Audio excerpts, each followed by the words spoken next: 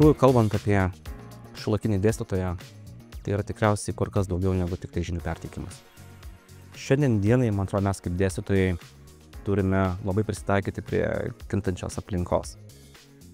Turime būti iš tikrųjų labai inovatyvūs ir gebėti derinti mokymo metodus, praktiką, studentų motyvaciją ir technologijas, kurias naudojam ar ne per paskaitas ir panašiai. Mes kaip dėstytojai turėtumėm būti savo srities profesionalai.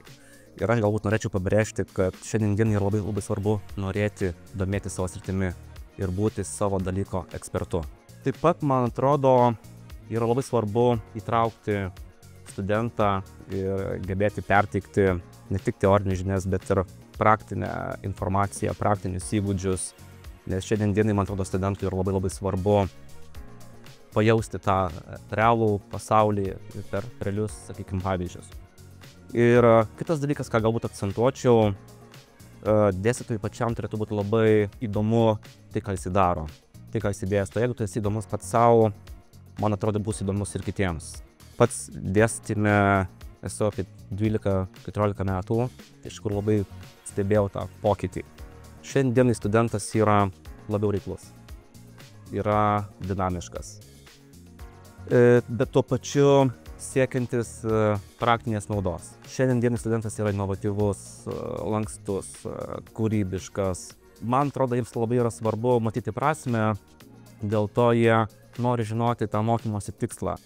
Taip pat galbūt pabrėšiu, kad šiandienai studentai yra labiau socialiai atsakingi, yra vertybiškai labiau sąmoningi. Tai manau, irgi tai reikėtų labai atsižvelgti. Ir aš tikiu tuo, kad kiekvieną dieną įvyksta mainai. Kažką gauna studentas iš dėstytojo, kažką gauna dėstytojo studento. Per 25 metus mūsų kolegija padarė labai visko daug. Tai linkiu, kad sekantis 25 metai ir ne tik 25 metai, ir daugiau būtų taip pat paremti tą išlaikytą lyderystę. Bendruomeniškumu, kuris yra mano manymu labai svarbus, nes visi jaučiam bendruomenės nariai, kad kartu galime padaryti daugiau negu kiekvienas atskirai. Tikiu, kad Vilniaus kolegija gali būti pirmu pasirinkimu tarp studentų, kurie nori praktinių įgūdžių bei žinių.